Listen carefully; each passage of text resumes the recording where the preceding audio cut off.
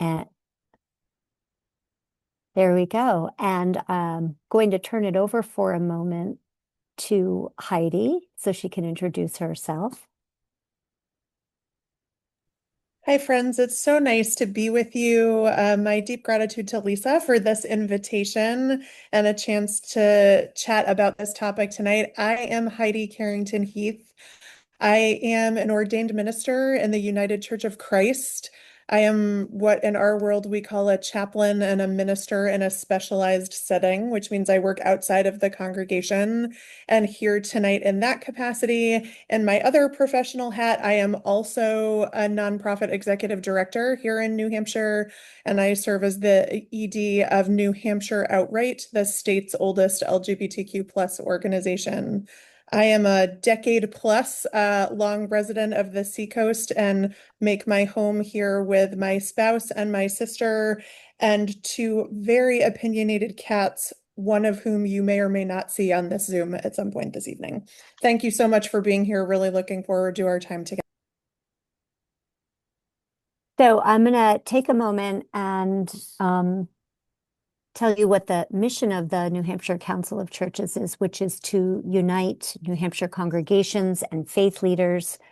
The Council of Churches advocates for the worth and dignity of every person and uses faithful witness aligned with Jesus's ministry and teachings to build a granite state that reflects God's inclusive love. And I can promise you that we are not trying to change the hearts and minds of our secular friends who are in attendance tonight.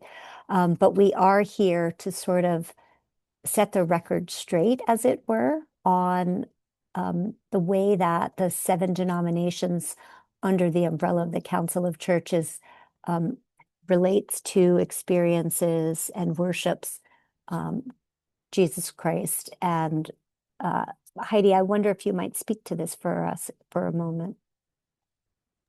I would love to. God's inclusive love for me and for our seven denominations is a love that expands and does not divide, which you will really hold in this conversation in contrast to some other things that you will hear. It is a love that enfolds and does not seek to beat you over the head. It is good news for the most vulnerable among us. God's inclusive love seeks common ground and the common good and puts the most vulnerable among us at the center. And we, in my tradition, believe if the gospel is not good news for the oppressed among us, then it is not good news for any of us. And that is good news indeed. All righty, thank you. So we are going to move into our slide presentation, and this is what you can expect. I'm going to share about 15 or 20 minutes, which is a bit of a speed dial version of a much longer Countering Christian Nationalism presentation that I love to deliver in community spaces, whether it's churches, political committees, or nonprofit spaces. But we have the great gift tonight of having Pastor Heidi with us because the Council of Churches this year in its Countering Christian Nationalism project is actually trying to unmask and unpack a very extreme version of Christian nationalism called the Seven Mountain Mandate. And the Seven Mountain Mandate is actually a more extreme version of Project 2025. And within that Seven Mountain Mandate, the proponents of this approach to manifesting Christian nationalist ideology are looking at the different sectors of American life, and that would be government, media, education, business, the military, entertainment, and religion. And within each of these mountains, they have a plan, as seen through Project 2025, to reshape each of those sectors according to their interpretation of the Bible and of Christianity. So Pastor Heidi and I are going to talk about two mountains tonight. I'm going to talk about government, and Pastor Heidi is going to talk about family. And if you would like this Christian nationalism presentation done in your community, we can take this on the road and come to where you are. So everyone, hope you're ready. And Pastor Heidi's going to monitor the chat, but I'm going to just try to move through this somewhat quickly and save questions toward the end. And here we go. So I would like you all to know that the New Hampshire Council of Churches and the 7 denominations under our umbrella do believe in the Establishment Clause of the First Amendment. And the Establishment Clause of the First Amendment, as you can see, states that Congress shall make no law respecting an establishment of religion or prohibiting the free exercise thereof. So,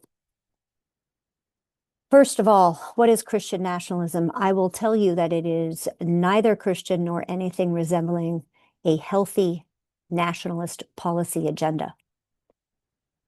So, Christian nationalism is a political and religious ideology that seeks to merge a very specific version of Christianity with civic life and government. And it goes beyond personal faith by asserting that the United States is or should be defined as a Christian nation, and that public policy, law, and culture should reflect a narrow interpretation of Christian values. Christian nationalist movement seeks to undermine the Establishment Clause by conflating religious authority with political power, thereby narrowing the scope of who is deemed worthy of participation in both faith and democracy. And we can see the targeting of particular types of groups since the inauguration a year ago, January. I will add that there is this fellow named Paul Weyrich who has passed away. He was a Republican political operative in a long line of white supremacists. Weyrich made a very seedy deal with Jerry Falwell and Pat Robertson to create the moral majority to elect Ronald Reagan in 1980. But that is not actually the birth of modern Christian nationalist movement. Let's go back to 1971, around school desegregation. And at that point, a case nearly reached the Supreme Court called Green versus Connolly, and it affirmed that racially discriminatory private schools are not charitable organizations. Well, this really upset Paul Weyrich because he could no longer use white supremacist, he could no longer build white supremacist power through racism. In the early 70s, the civil rights movement had gained enough support that integration was too popular, and he could no longer use that as a wedge to the same degree of efficacy as white supremacists had been using in the 40s, 50s, and 60s. So Weyrich went to Falwell, who gave his first anti-abortion speech in 1978, a full 5 years after Roe v. Wade. So this unholy alliance that Paul Weyrich forged between conservative Christians and Republican power brokers was designed to weaken democracy, because this Weyrich didn't believe in democracy. He set out very deliberately, very strategically, to use religious identity to build a political power base. And just one quick and easy example is that Texas oil barons all went to church. So it was a seated group of people who were attached to the authority of their pastors. So key themes. Weaponizing faith to consolidate political power, shifting evangelical focus from a spiritual practice to a culture war politics as a cover for discrimination, building infrastructures that extend beyond any one leader or election cycle, and undermining pluralism by insisting that America is or should be a Christian nation, eroding separation of church and state. So when we think about culture war politics, we're obviously talking about abortion, LGBTQ rights, immigrant rights, and now we can overtly see the rights of people with disabilities are also under assault. when we think about infrastructures, we're talking about different kinds of think tanks, legal groups, and media outlets, where they are developing model legislation to then push out to states. And I'm going to check to see, okay, no one is waiting to be let in. Appreciate your patience. So some key players. No, let me just pause and go back here for a second. I want to take a moment to say, so how do we recognize Christian nationalist ideology when we hear things that are wrapped up in religious language? So you know it's Christian nationalist ideology when it replaces Jesus's call to love one another with fear or division or political power. If the message uses Christianity to create fear, target groups, or divide communities, that's not the gospel, it's Christian nationalism. If it attacks people, that's Christian nationalist ideology, that's not Christianity. Jesus, as Pastor Heidi said earlier, called us to love one another. And I will add that the metric of discipleship for Christians is love, and that's it. So when somebody tries to use faith as a weapon or tries to force their theology into law or claim that the US is supposed to be a Christian nation, that's Christian nationalist ideology. And very, very plainly, and I'm going to come off sharing for just a moment. I want you all to hear this without having to look at a slide for a moment. Christian nationalist ideology is the new dressing for white supremacy. That's the 21st century rebranding of white supremacism. And it's sort of just that simple. And every couple of decades, they have to dress it up as something new and different to try to rebrand and package it up. So in this case, authoritarian, anti-democratic power brokers have again leveraged conservative Christianity. So back to the slides. Here we go. These are a few of the key religious leaders.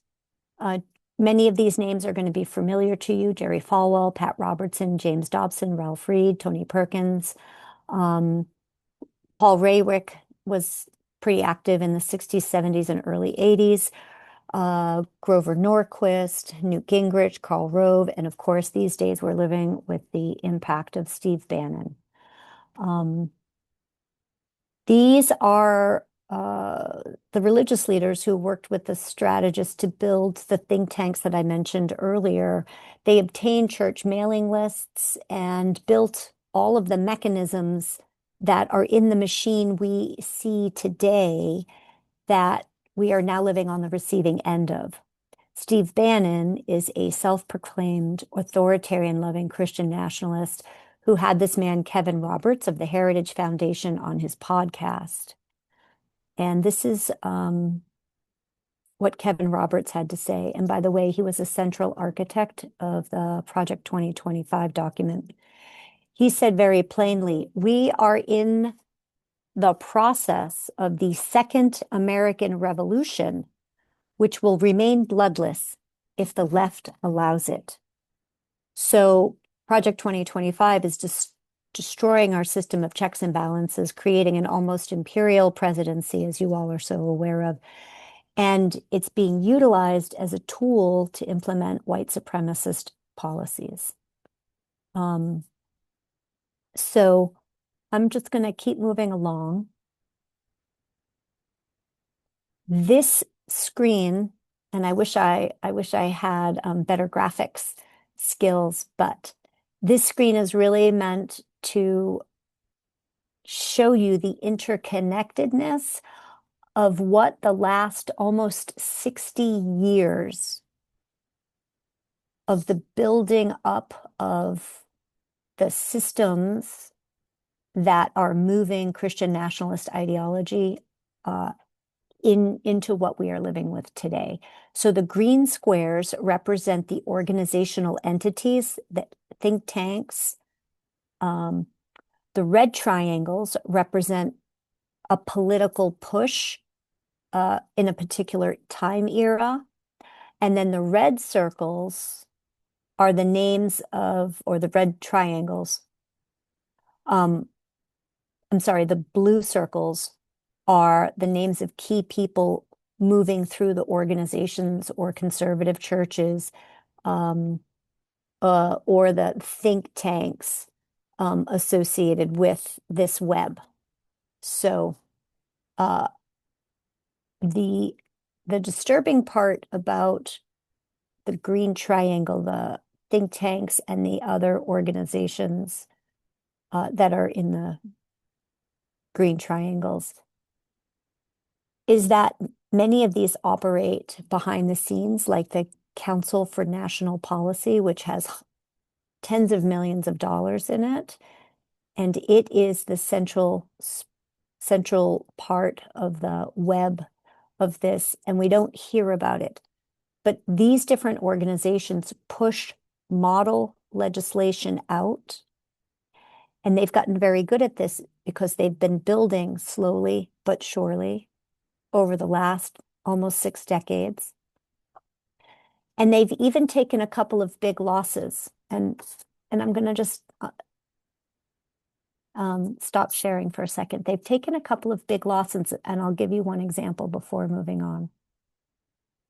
When Ronald Reagan was elected and the moral majority really showed up, and it was one of the first big waves of conservative Christians showing up at the polls, they were extremely disappointed when he nominated Sandra Day O'Connor to the Supreme Court because she was not conservative enough. And at that point, they were leveraging the culture war against a woman's right to choose and trying to take apart Roe v. Wade. And instead of their team throwing their hands up and infighting, they doubled down, created more networks, took the loss, and kept their eyes on the prize of the long goal. And they knew that they would have setbacks, and they bared through them and kept plodding. And I mention this because Democrats spend a lot of time infighting, and we spend a lot of time being right, and we don't have any think tanks pushing out model legislation. There are a lot of ways in which the grassroots structures that they have built have outpaced our capacity building, because we have a couple of little challenges as people left of center, for those of you who are, with learning how to keep the tent big, suffering a loss, and not internally attacking one another. And that's just a little food for thought. I have been looking at this Christian nationalist ideology structure for long enough that this is an enormous learning opportunity for those of us who believe in God's inclusive love, in taking care of people who are on the margins, to evening out the playing field, to not giving incredible tax breaks to the rich, who care about living wages and making sure that everybody has access to health care. And our team could do better. I'll just go back. So here are just a few of the names, in no particular order, that of organizations that spin out model legislation. And there's no need to memorize this. It's just a few of them. Most importantly, though, I want to show you some examples of bills that have actually either passed or nearly passed here in New Hampshire. The Live Free or Die state does not have many free Republicans who create their own legislation based on their own constituents. Uh, much of the much of the bills that drive division and hatred uh, and cause harm to our communities is model legislation that has come from outside of the state, and that has a huge amount of money backing it to get passed. So these are a couple of the bills, and those are some more of the bills. And Pastor Heidi's in particular going to talk about those bills that are harming families here in New Hampshire. Lisa, you've got a great question in the chat from your previous couple slides about how did Steve Bannon get connected to the religious impulse behind all of this? That is a terrific question. I don't have an accurate answer for that. I don't know if he was raised in a particular faith or if he has decided that it's strategically smart for his other agenda, for his authoritarian agenda. I can't speak to that, but I'm sure our internet friend called Wikipedia could answer that for us. Lisa, I can just say from my end, last I knew, Steve Bannon identifies as a conservative Catholic. That is his family structure and his upbringing. How he has internalized that, we cannot speak to. Yes. So, on the topic of the ways in which Catholicism has been distorted in the American public arena, you know that there's been a distortion of Catholicism when the Pope actually takes a minute to call the Vice President of the United States and clarify, I think you've misinterpreted some scripture here, Guy. Let's have a conversation about that. So when the big guy in the Catholic faith gives you a phone call, you know that what the priests are saying in the church that you go to might have spun off from the Holy See. So that's my speed dial version of the Countering Christian Nationalism presentation. And we can take a couple more questions before we turn it over to Heidi. Good question from Diane here in the chat. Was Billy Graham in favor of white nationalism, or is it really just his son, Franklin? I, from what I have read, I think that he was not quite as understanding of the implications for the United States government and our democracy. But he was clearly focused on converting people and also eliminating Roe v. Wade. And sometimes people make unholy alliances when they have a vision for where they want to get to.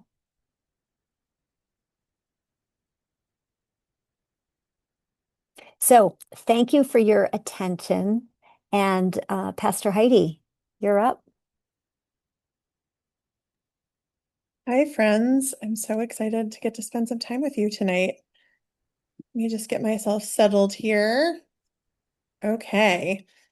So I also cannot see the chat while we're having this conversation, but I'll trust Lisa to tag me if you have questions, and I will absolutely make time at the end for questions. So Lisa named to you a piece of the lens I'm going to bring to this conversation as both as ordained clergy and also as an LGBTQ plus person and LGBTQ plus leader here in New Hampshire. So it's a practice of mine anytime I present to talk just a little bit about who I am and how I'm coming to this conversation. So you got to hear about my professional hats. I am also a lifelong, practically since the day I was born, practicing Christian. I grew up in the church. The church has always, always been a part of my life. So that is a piece of the DNA that shapes me here. I am also a former evangelical, so I spent some of my young adult years, as so many of us do, in the world that is really a piece of this white Christian nationalist landscape, in a church sense. You can ask me about that afterward. I have worked for many, many years now, largely with young people, particularly with middle and high schoolers. And I am a wife, a sister, a daughter. I am an advocate. I'm a cat mom. You will always hear me talk about my cats. And this is just a little glimpse for you of some pieces of those identities. If we had more time tonight, I would invite you to share some pieces of your identities with me, but I'll invite you to just reflect on them and the things that make you who you are, because that is an important piece of this conversation. So I'm going to just revisit a couple of points that Lisa just made because I think that they are worth saying twice. So, what is white Christian nationalism? Why are we here tonight? White Christian nationalism is at its core that belief that a nation's identity and laws should be closely tied to or defined by Christianity. And it's really important to me as a clergy person, as a person of faith, that we're able to walk out of here tonight with some clarity about the distinction between that and someone's personal faith or general religious identity. Over here, this is about political power and about national identity. And over here, this is about someone's personal faith or practice. So Lisa named this really well. The goal of Christian nationalism is a theocracy in which only the right kinds of people have political power over So, others. Pastor Heidi, we seem to have a, f- Ooh, a flashing slide. okay. Let's see what So, we can do about that. yeah, I'm just going to go back for a second. How's that one? that's a beautiful picture of family and then white Christian nationalism. Yep, June. Heidi, So it looks flash. like we're seeing your control navigating slide, and then it kind of flashes to what Hmm, looks like a presentation slide, then it flashes back to looks like your all navigation right. control screen. All right. Well, You may have just fixed it. And not Is for that better? me. I'm Okay. seeing it's still control screen. We'll flip back over and see how we do.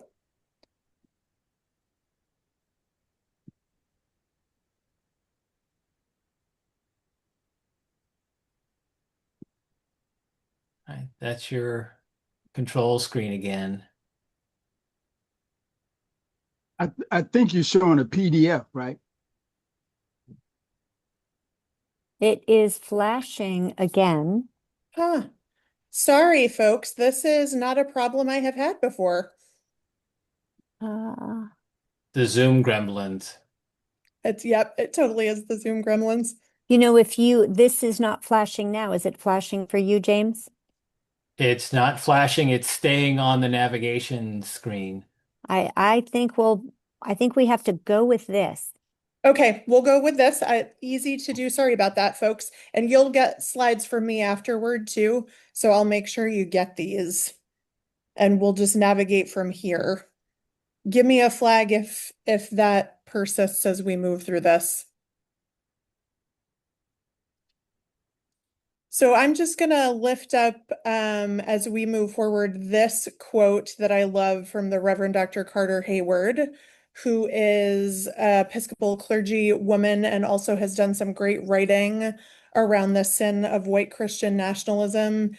And I really love this framework that white Christian nationalism is never a moral path for those of us who seek to follow Jesus, because it is both politically and spiritually destructive and cannot tolerate the full participation in democracy and makes it easier to dismiss both full groups of people and their humanity than to imagine a new way forward.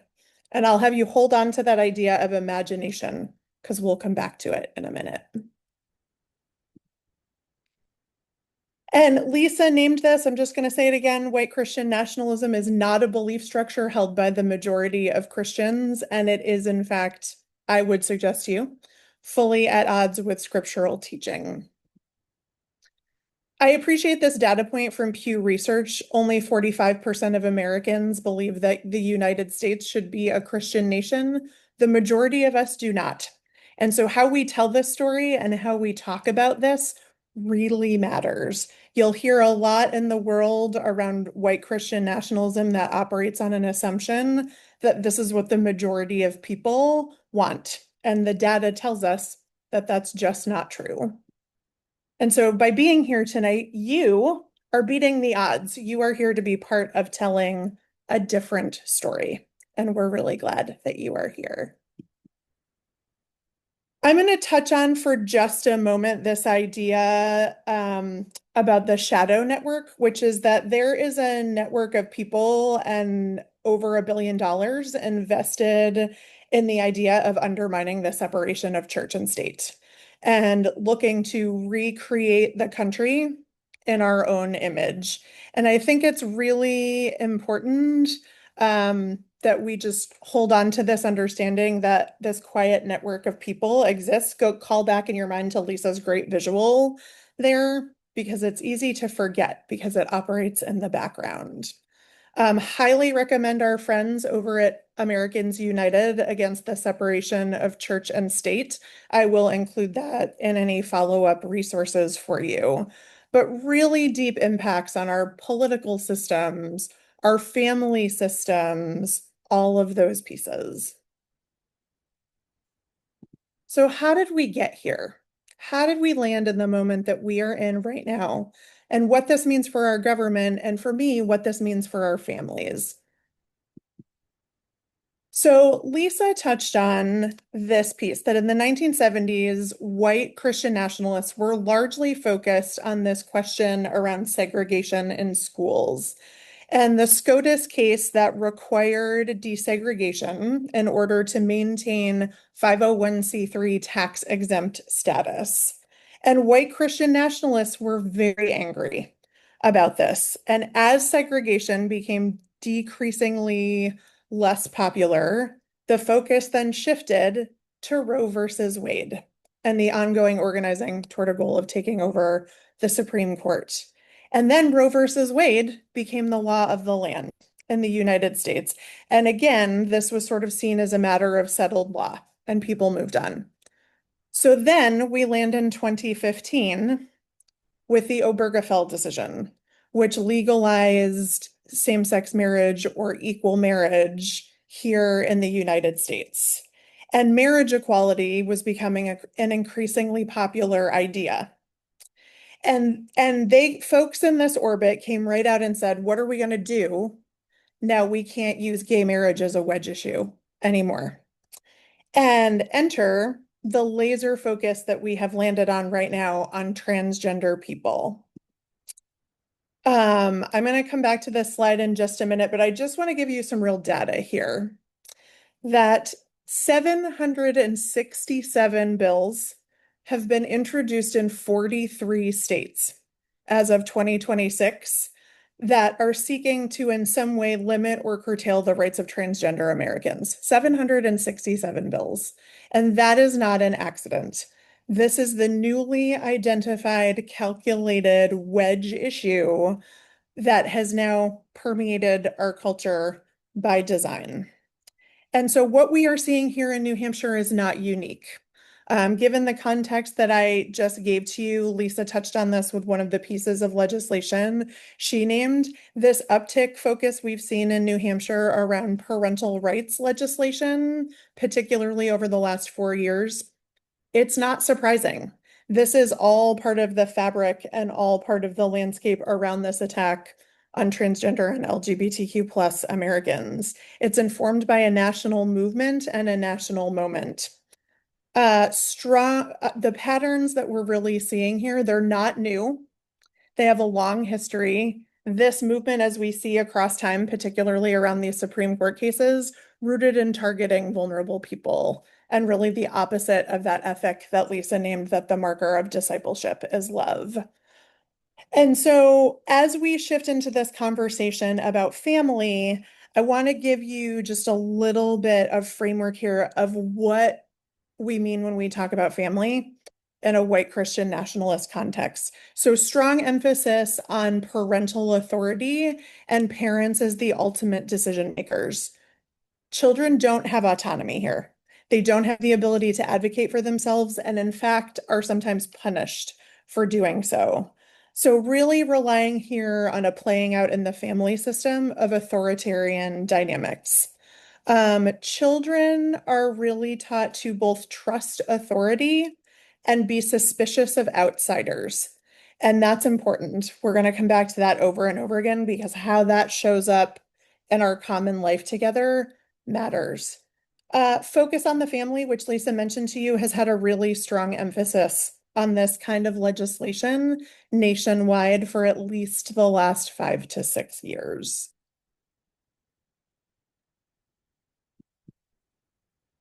So direct line here from authoritarianism in the family system to authoritarian dynamics in our government and in our governmental systems. When we teach our kiddos to trust authority and be suspicious of outsiders or outside influences, how does that show up? So I'm going to use this example of the 10 commandments. If you are raised to trust your authority figure, like a governor, for example, and the 10 commandments are suddenly being displayed in your school system, and that is being framed to you as respectful to our original faith or the faith that founded the country, how might you respond? It elevates suspicions for you of people who belong to other religious identities or people who are different than you are. And then we start to end up in these back and forth dynamics of intolerance and how they play out among our young people. And I just like to use that example because it's a really concrete one of if this is what you have been taught, then this is how you might respond in this moment. So it's all intersectional. When we talk about LGBTQ plus people, when we talk about the family and the family system, we aren't just talking about one group of vulnerable people, we're talking about lots of groups of vulnerable people. So one of the hallmarks of white Christian nationalism is that it frames citizenship really broadly and often in religious language rather than in civic terms. That's on purpose. That's not by accident. And the goal is to perpetuate this narrative, like what we're often hearing from young people in this orbit. It helps kind of focus on this threat of those who are outsiders or keeps that line kind of fuzzy. We hear a lot of language in the legislative arena and elsewhere right now about we are trying to protect children or we are protecting children. And what that actually looks like is we're portraying diversity and inclusion as dangerous ideas. That's what that looks like in practice. And so, of course, there is then a direct line there to the current fight to protect and also the attempted dismantling of our public education system, which is rooted in that sort of foundation of equity, diversity, and inclusion. Particularly bad impacts here for women as well. Really, we're going to talk a little bit about that in just a minute, but really negative impacts for women. Just a couple of book recommendations in this vein I'm going to make for you. One of which is this book, Sisters in Hate by Sayward Darby. Full disclosure, I was one of Sayward's camp counselors at church camp when she was younger. But really excellent, excellent book about the role of American women on the front lines of Christian nationalism. I commend it to you. And also Tia Leving's memoir, A Well-Trained Wife, My Escape from Christian Patriarchy, a really sometimes challenging read, but really deep and inside look at the dynamics of white Christian nationalism, particularly for women and particularly inside the family structure. So I recommend both of those to you, and I will include those in my follow-up notes to Lisa. In this vein, I want to talk for just a minute about this idea of pronatalism. So pronatalism has sort of been flirting out in the public sphere now for the last year to year and a half, and is really rooted in this idea that women need to have more babies due to declining birth rates and to save Western civilization. And I want to be really clear because it is not always clear in how this gets talked about in the public sphere that this idea has a long, long, long history that is tied to and rooted in white nationalist movements. It is really rooted in this direct Nazi slogan, 14-word slogan, we must secure the existence of our people and a future for white children. And I say that because you're going to hear or read or see any number of articles that kind of talk about this idea in an abstract way, but this is deeply rooted in the history of white nationalism. Lots and lots of imagery of women holding babies, particularly small infants, direct ties to Nazi Germany, and really strong policy implications in New Hampshire and beyond for reproductive health. Opposition to IVF and assisted reproductive technologies, really narrow views of who gets to parent, particularly who gets to be a mother and to have children. And so I just wanted to make sure we touched on this tonight. We could do a whole presentation just on this idea. This article from Vogue magazine, particularly good. I recommend it to you. But just know that when you see this getting talked about in the public sphere, that isn't by accident. That is by design, and its history can sometimes be much more insidious than it looks. So what do we do about it? Gee, thanks, Heidi. I've left you with all of this really delightful and helpful information, but I'm a preacher. I can't leave you there. I got to give you a little bit of hope before we step into some Q&A.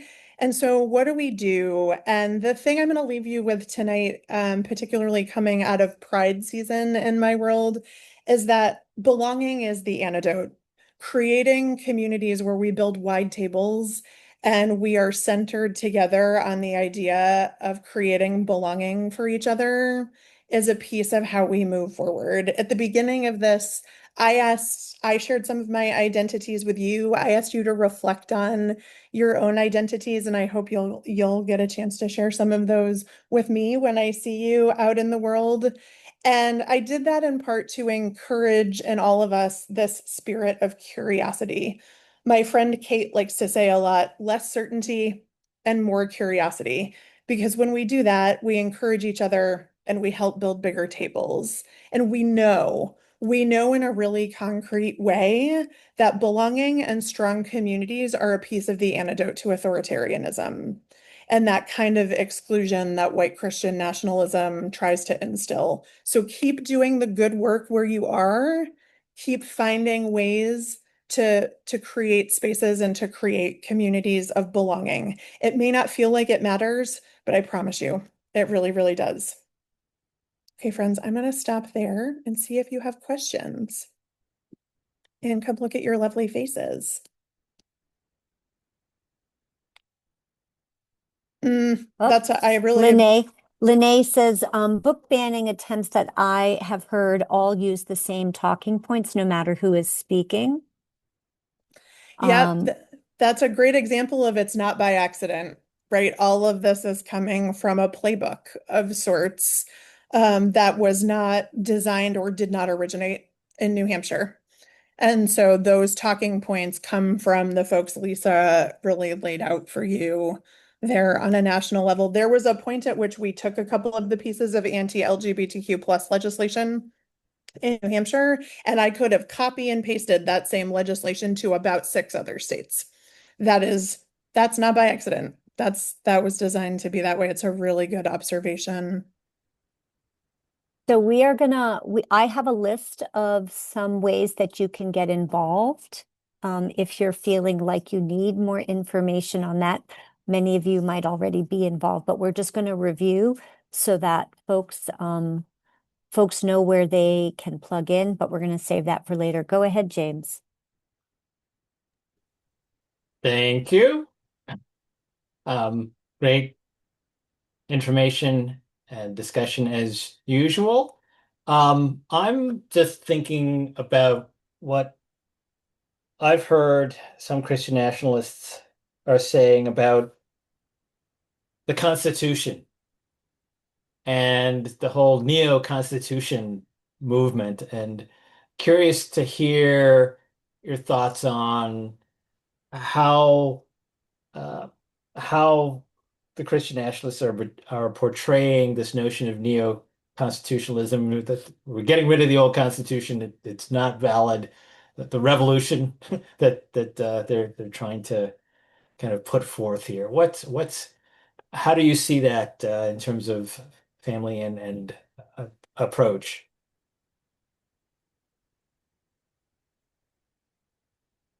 James, I'm sorry to say that I do not feel well informed enough about neo-constitutionalism. I'm still just trying to track the originalists, um, and to keep up with how they are trying to apply notions of 1792, um, and distort translations of the founding fathers. So I don't know, Heidi. James, I think when I'm thinking about this right now, the thing I keep going back to is that pretty much all of the time, George Washington avoided any and all mentions of God or Jesus Christ, at Mhm. least in the public sphere and in his writing. So this really is a sort of profound attempt to recreate the country in a particular image based on what I can't totally tell you, other than I think this really clear set of beliefs that this is who this country was always intended to be, and this is the right way forward.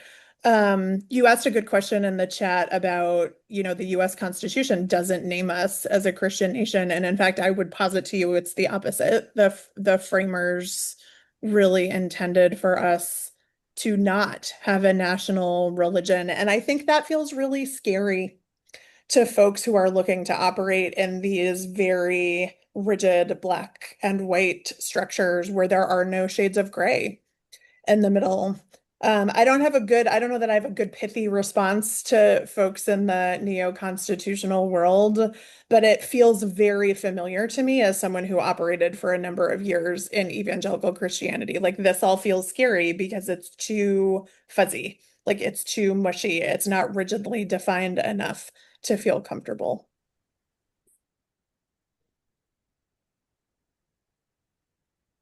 And I'll just remind everyone that the very first slide I shared, the founding fathers were so clear about not wanting a national religion that they put it in the First Amendment, not the Fourth, not the Fifth, not the 10th, right? Um, so uh, that speaks very clearly. And that's actually, a pithy response when you hear someone spouting Christian nationalist rhetoric. You can say, oh, excuse me, but the Establishment Clause, in the First Amendment is really clear. And so it's not consistent even with originalist interpretations of the Constitution. It, And that's kind of why I asked the question, because what we're hearing is people are saying the Constitution should not govern us at all. So they want us to not even be able to use the clause in the First Amendment. yeah.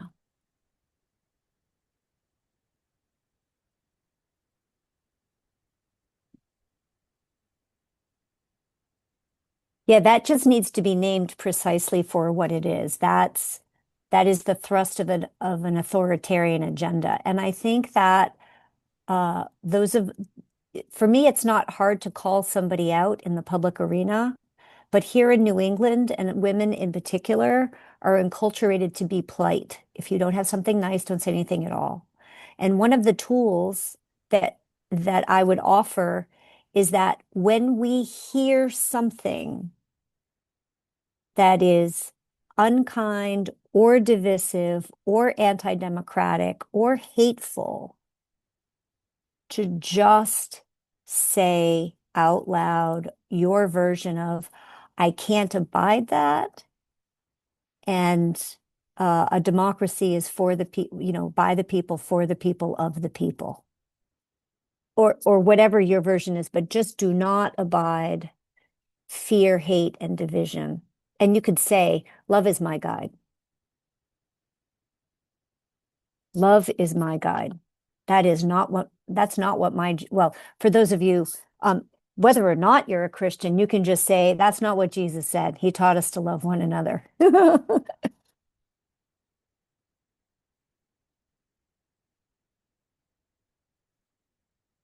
Okay, so while there's a pause and you all are thinking about some more questions, I'm just going to remind you all of a couple of different organizations that you can get involved with. If you're feeling like you have another hour a week or another hour a month, on the third Wednesday of the month, the New Hampshire Council of Churches has an online local community hub.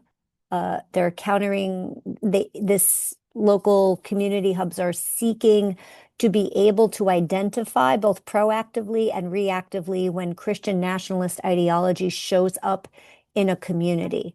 And we just want people to have their own nodes in Nashua, in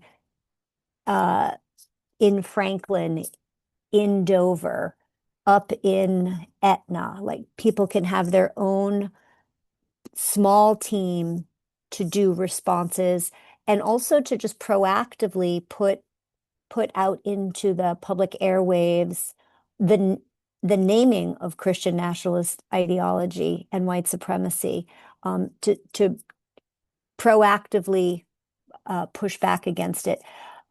Several of the organizations that folks can get more involved with or send your treasure to are the NAACP of either Manchester, Nashua, or Seacoast.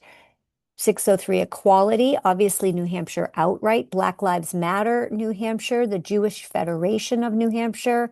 The New Hampshire Reproductive Freedom Fund. Granite State Organizing Project has chapters around New Hampshire.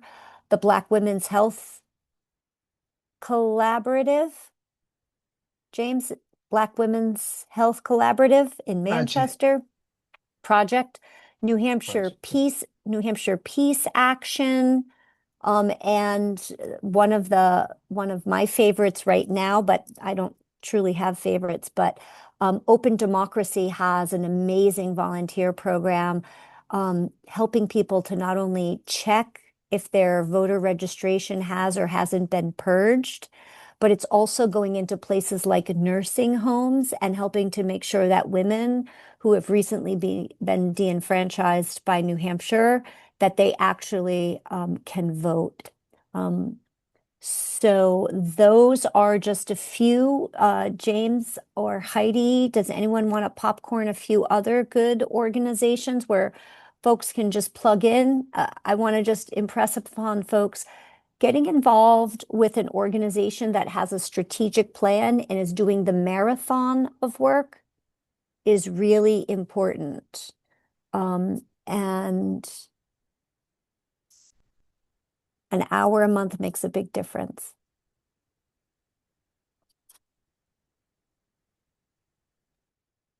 Lisa, I'm going to tag in here. Sue asked a really good question, which is, how do you have a conversation with folks who it seems like are ignoring or don't have baseline facts about something? So you feel like you're really coming to that conversation from not even close to the same set of understandings of something. Sue, I think I'm going to say a few things and then I'll welcome other folks to weigh in here. One of the approaches I sometimes take when I'm clear I'm walking into a conversation like this is to try, I'm not coming in the door to convince the person to agree with me, but I'm coming in the door to say, here's how I see things, and I want to try to understand how they see things, or to see, like, is there a common place that we can start from? So example, when I'm talking to someone about transgender young people, and they might have a whole set of things that I would say, like, that's misinformation or not true, but I'm clear I care about kids they also care about kids. I might say, hey, I hear you care about kids. I also care about kids. Can we try to start there and start from a place of common ground? I think the second thing I'm going to say is this. There are times someone isn't operating in good faith, and it's okay to say, like, to not engage in that conversation if that's the case. I say all the time, I will have a good faith conversation with anybody who wants to talk about our young people at New Hampshire outright. That includes if we come into that conversation from the same place or very different places. But if your goal is to be committed to misunderstanding me or disrespect, I'll walk away from that particular conversation. So those are the couple things that really come to mind for me. But walking in the door from a place of wanting to understand and to be curious together versus I'm coming in the door to try to convert you to my point of view has proven helpful to me over time in those conversations. I'm welcome other thoughts there for you.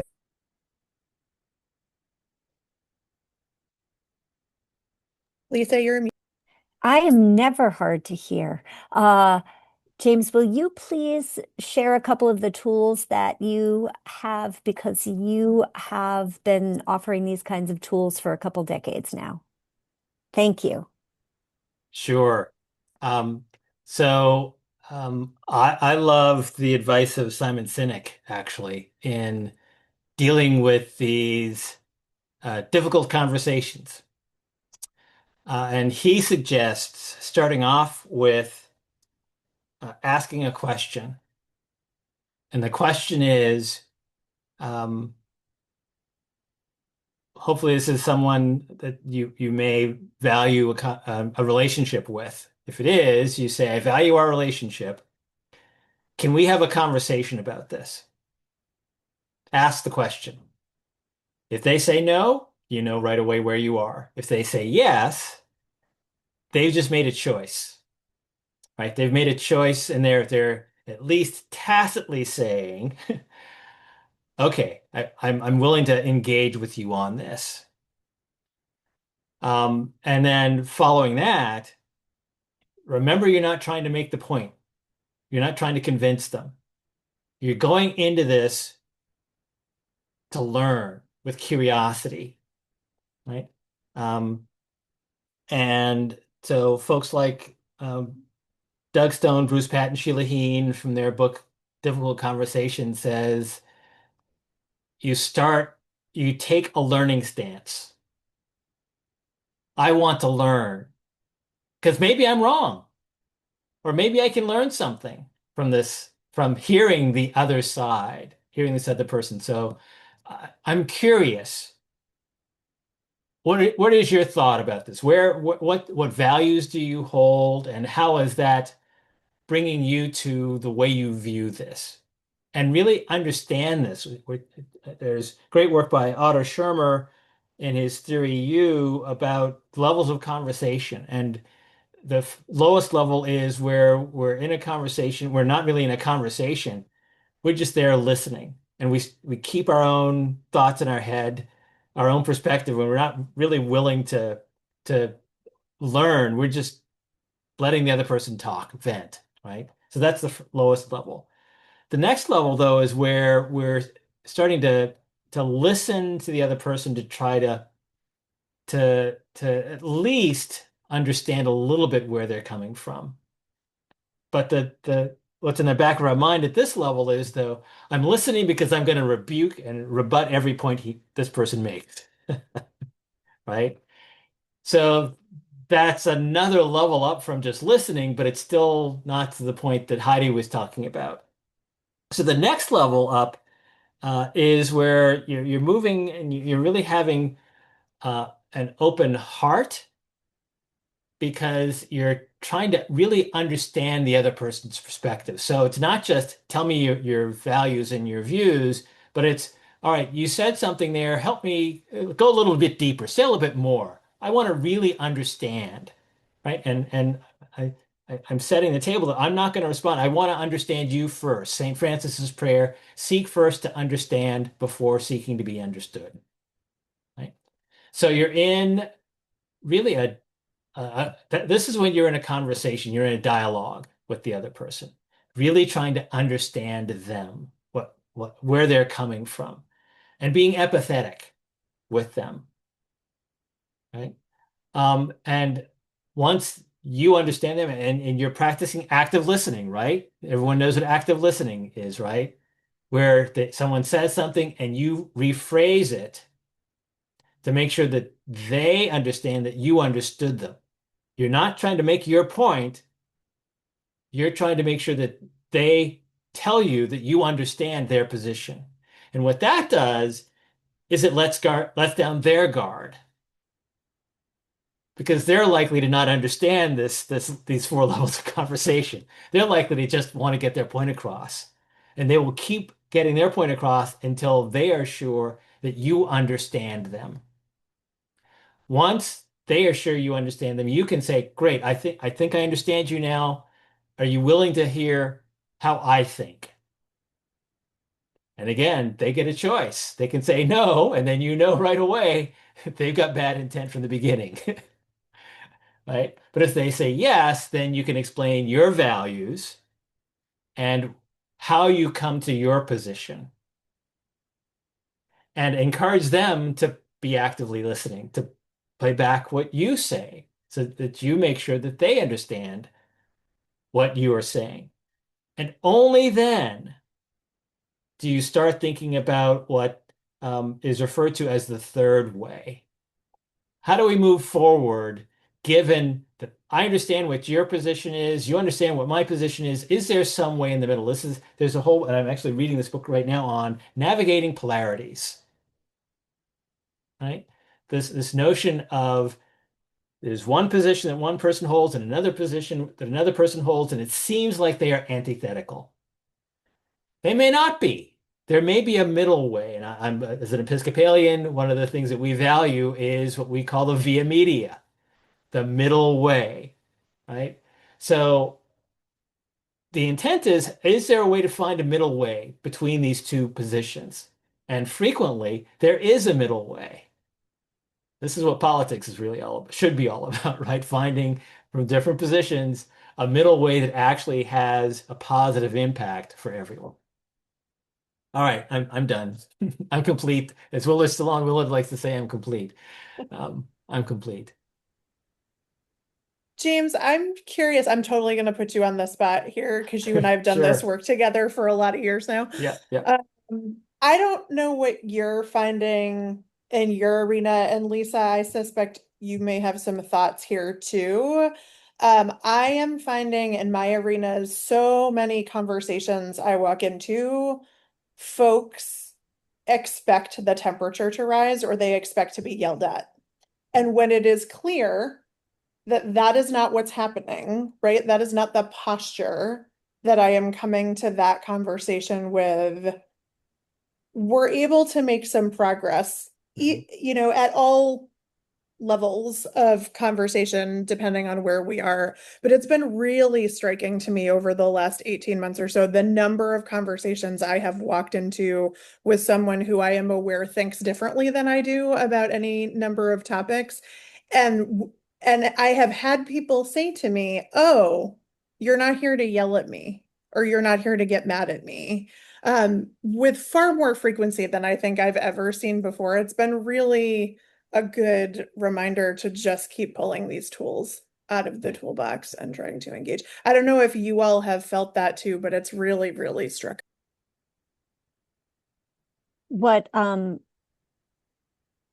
Yes.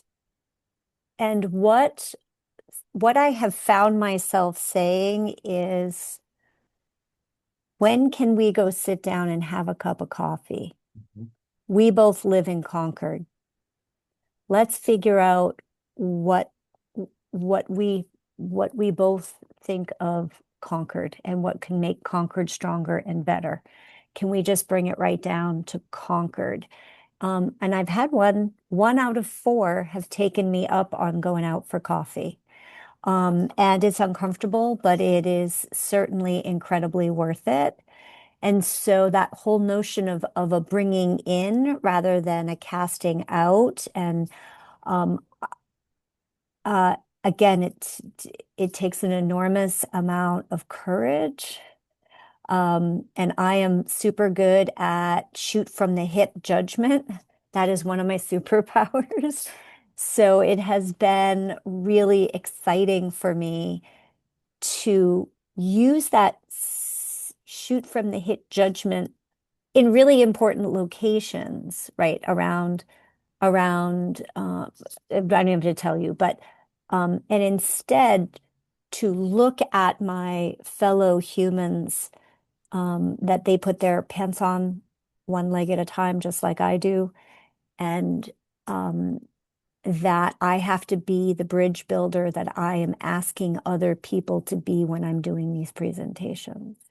And if I am not trying to build the bridge and model that and ask people to go out for a cup of coffee, or to bring it right down to my local community to try to get them out of Fox News and some internet rabbit hole that they might have that might have uh, exaggerated their temperature. Um, I just think that those things matter. It's a calling in, it's a building bridges. Yeah. I meant to do this during my slideshow, and since we have a little time, I wanted to point out to folks, um, disability policy is my intellectual passion, and it is the center of my heart because I have a lot of skin in the game due to my son, who is a person with trisomy 21, and I have an acquired physical disability. You call trisomy 21 Down syndrome. And we have seen a number of overt and very scary and very dramatic attacks on people in the LGBTQ community, and in particular our trans siblings, immigrants, Black and brown people are also under incredible attack. But I wanted to lift up that $1 trillion in cuts to Medicaid and the bureaucratization of SNAP into near extinction, and the shuttering of the United States Department of Education, which is where both guidance for the Individuals with Disabilities Education Act lives and enforcement of IDEA lives. And having one shuttered off to the Department of Justice in what is ostensibly a closet there, and the other to HHS, which is virtually medicalizing students with disabilities rather than treating them as students, American students. So those things, and when we listen to Trump say, oh, people with intellectual disabilities caused that plane crash, the one that happened a year ago, February in DC, or when RFK Jr. says, we think that autism is caused by Tylenol in the first trimester. That kind of verbal rhetoric and the institutional attacks that we see are death by 1,000 cuts to people with disabilities. And while it is a quiet violence, it is nonetheless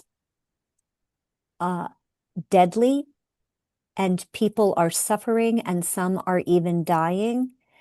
And I just want everyone to know that the disability community is under no less attack. And in some ways, what's happening to us is even more frightening because it doesn't make good social media video clips. So, not trying to bring us down as we try to move through obtaining tools and figuring out how we're going to get ourselves plugged in and how we might shift our point of view when we encounter someone who has got rhetoric that breeds fear and division. But I did want to lift that up because it's hard to find spaces where we actually talk about that and not just see it as a meme or a visual on Facebook.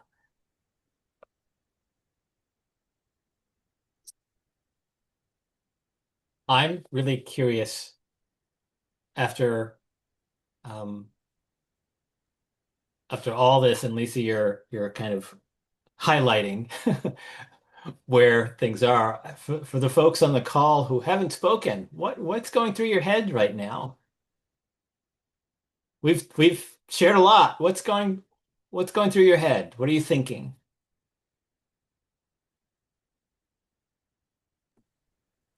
Hi, I'm Jana. I just wanted to find out about white nationalism or Christian white nationalism and how to recognize it. And now so I I'm in a church. I'm a UCC member, and I'm just very confused about, if I'm not going to join an organization because I don't have the time, and I'm going to be this person in this congregation. I guess what I need more is, I was curious, like, I guess I'm identifying that I have problems listening, right? So, and I have an agenda when I speak and when I listen, and I don't know how to relax and feel safe. If that makes sense, to just listen. Does that make sense? And it feels like if I can find a way where I feel secure, then maybe I can have an individual impact. But I recognize that I'm so deeply insecure because these things that we're talking about have such, you know, as you say, for the disabilities community, the the consequences are huge. I just read today, for instance, that in an international poll, I don't remember what one it was, over 60 countries, people were asked, and the US was listed as the greatest threat to the world. The United States is the greatest threat to the world. And I'm thinking, so my thinking is, what do you say? Where do you start? How do you get that confidence? I guess it's a connection, because this is a church thing, to God that I'm missing somehow. So anyways, that's what I'm thinking. Does that make any sense? Okay. So what that makes me think of is WWJD. You know what that means, right? What would Jesus do? Right? Yes, and he somehow had the strength to do it. That's what I'm missing. Yeah. Yeah. Jesus listened. Start small. That's right. That's That's right. small. That's all. Start Yep. off. Don't Yeah, start small. You don't have to go from 0 to 100. right. Just start small and begin listening. Start listening will be my effort against white Christian nationalism. Thank you. And I think that this is really important because um, we are all at different points in our journey in dealing with this.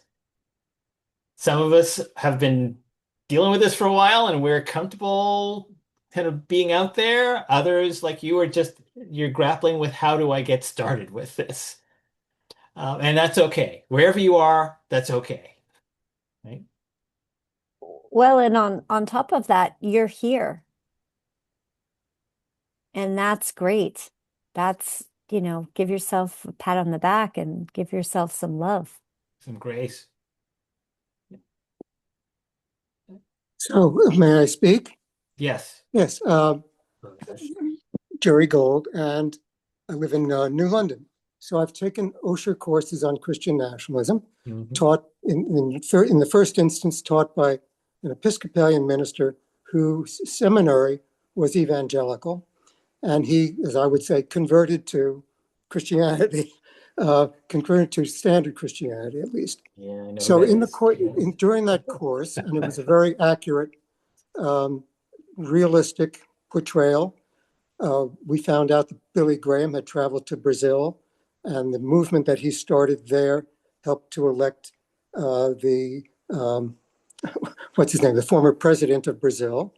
In other words, reformed evangelical Christians, you think of Brazil as a Catholic country. No, evangelical Christians were behind the political revolution in Brazil, and that Billy Graham was a founding voice in that.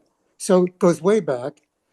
And over the course of I'm not a church member, but over the course of the 9 weeks of this adult ed Osher course, it seemed to me that the only way to counter Christian nationalism would be if the what we'll call the moderate or the traditional churches, and some of them even evangelical, true New Testament evangelical religions, took the leadership in expressing the values. You would not have to be for one candidate or another, but you do have to talk about the values, and clearly that would influence the population. But the churches already have the vocabulary to talk about these things without really being very political. Some churches take all sorts of social action in their communities, from food banks and clothing to even inviting speakers that have not of their particular persuasion, and then reaching out and helping with immigrant groups or minority groups. So I think this is a critical moment, in my opinion, that the mainstream churches, which have been losing membership consistently for the last 50 years, speak out and show what they are all about. And I tend to refer to the Christian nationalists, the more extreme parts of them, as Old Testament Christians who the Old Testament is so confusing if you just read one word after another, that the underlying message, which I think Jesus really did find, is there, but you can ignore that if you really you can study the Old Testament and come up with all sorts of different explanations. So it's really up for the mainstream churches, in my mind. This is their moment to be speaking out, and they have another year and a half to really make an impression. And I think it will help membership if that's part of your goal. So that's what I would say. It's a moment for church leaders to show the difference, as you're doing tonight very nicely, show the difference between Christianity and Christian nationalism. Yeah.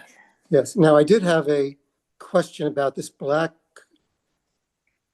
I should say white Christian nationalism, and I put a comment in the folder there of we have a Supreme Court justice who basically supports Christian nationalism. I don't know that it's entirely all about racism. I think there's much more to it than just that racism. Making it white Christian nationalism focuses on racism when there's so much more to what their thinking is. So I'll leave it at that. Well, I would offer that white supremacy is not simply racist. It's an approach to authoritarianism that elevates white cisgendered males. Yes, I agree with you, but and I think putting that word, the white part, in front of it will confuse a lot of people and narrow their understanding of what you're talking about. James can build on this in a minute, but I have, other than Clarence Thomas, there are so few Black and brown Christian nationalists. I don't know if they even really exist in any sort of measurable quantity. Well, part of the Clarence Thomas point of view, I think, is that after 60 years, he made it to the Supreme Court. after 60 years of DEI, officially supported by government regulation, there are blacks and others, certainly whites, who think enough is enough. People should be able to stand on their own.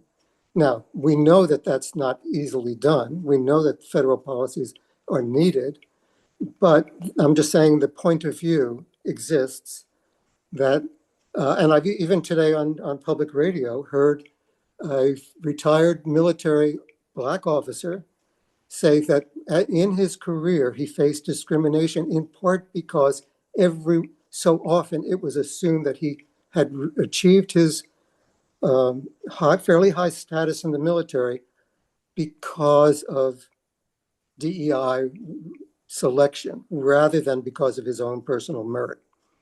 And that's so, and he's not a Clarence Thomas kind of guy. It's just that he says there is that complex understanding of what it means to be in a society where DEI is an official policy versus you achieve things on your own merit. And his whole career was fighting those assumptions, and he did well with it, but it was a constant struggle, was his point. So that's why I question whether the value of putting white in front of Christian nationalism really serves much purpose in this discussion. So I would offer, my wife likes to say it's white male Christian nationalism to make sure to get the male piece in there. Yeah. Um, I would, and your comment about the general who made the comment just makes me think of so many things. I mean, first of all, I have to say I am where I am because of affirmative action. I know it. Not that I didn't have the um, not that I didn't achieve by merit, but I think of Barack Obama, who had to be so much better than anybody else because he was black. And of course it was the discussion about, well, is he black or is he mixed or whatever. And I'm not going to go down that path, but that's an issue for women as well. It's an issue for women as well. Right. And so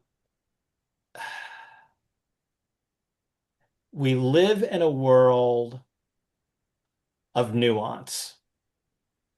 And there are so many people, and I think many of these folks who are espousing white Christian male nationalism do not do well, either do not do well with nuance, are afraid of nuance, or are power hungry.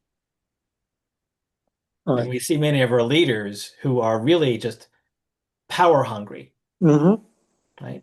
So it's challenging when there are so many different reasons why people are behaving in ways that look like white Christian nationalism when it may not be. As you pointed out, Clarence Thomas and a number of others are saying, well, A, the Constitution didn't say anything about blacks implicitly. Of course, it did implicitly. But B, and I actually wrote an article I'm trying to get published right now.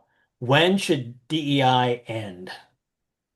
We've never really had a discussion about when it should end. We talk about it's not time yet, but do we have, and this is where my project management brain comes in, do we have a metric that says quantitatively, yes, we've reached that point?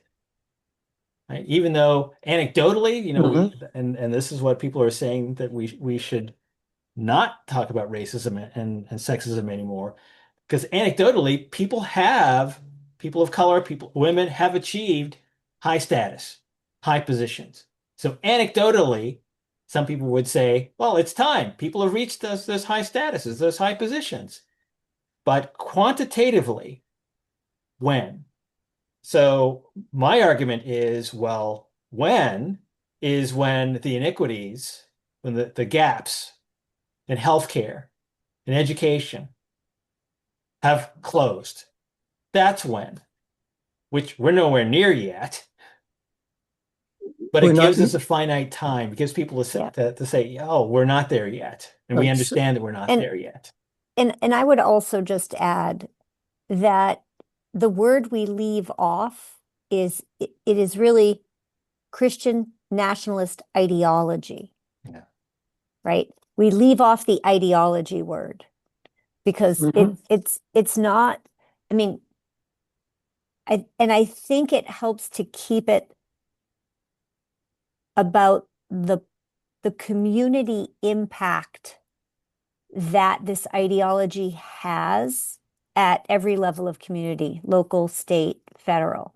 Well, that's where R- I Heidi's would, yeah, charts were so useful yeah, and important to show the complexity and the years of development of yes, this ideology, and the fact, as she pointed out, that the Democratic Party as a group has not just simply mirrored setting up the same level with all their think tanks and foundations, has not been as consistently effective in goal oriented in developing policy and persuading the right, voters of those policies.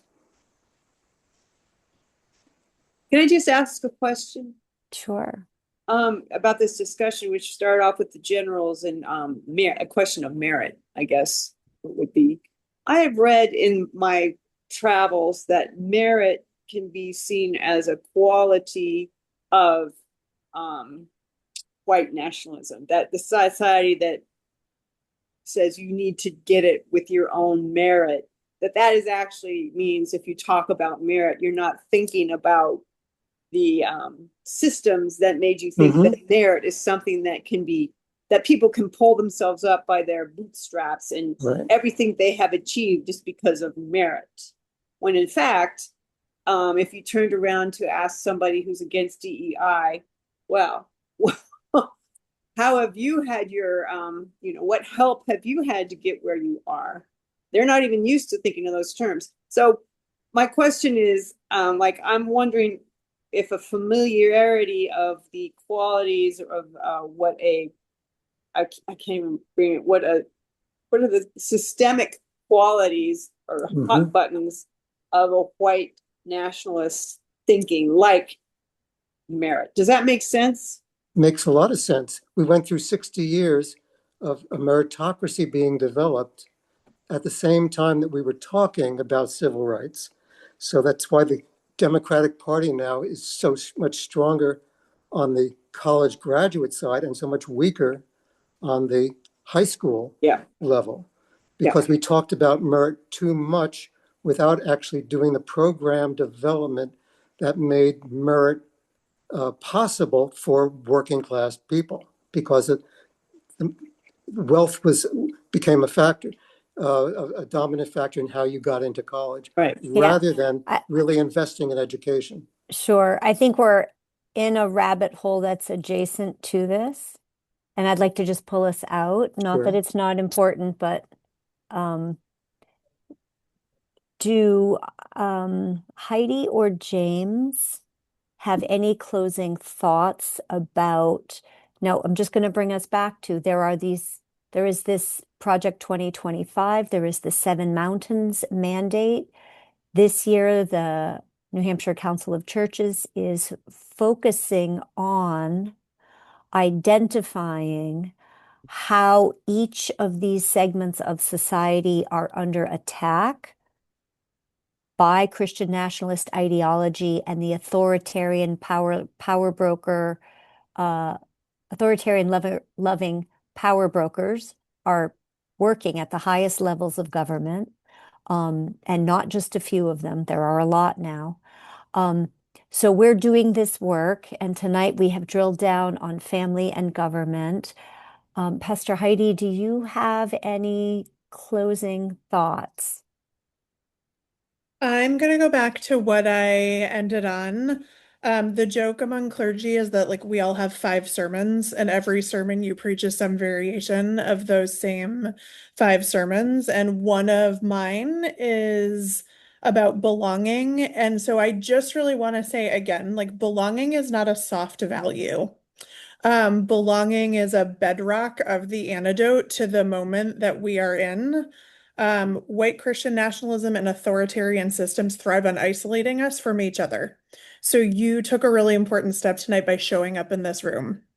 And wherever you can, whenever you can, in your communities, when you show up, when you are a neighbor to someone else, when you listen, you are chipping away at that isolation and chipping away at those ideals that are trying to keep us isolated and focused on the wrong things instead of being united and taking care of each other to fight against the big things. So thank you for being here. Thank you for coming. There are a lot of places you could have spent this time on a Thursday night, and you came to learn and to be in community together. So keep showing up, keep listening, keep being curious. It really matters.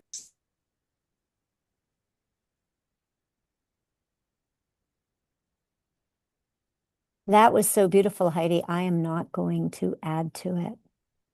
That was a perfect ending. Thank you. And again, thank you to everyone for showing up. The New Hampshire Council of Churches has a website, and on that website, there is a page. That page has videos of all of our previous Countering Christian Nationalism programs, including a few that James McKim has been in. And that's where we have a list of resources and how to stay involved. And we are here.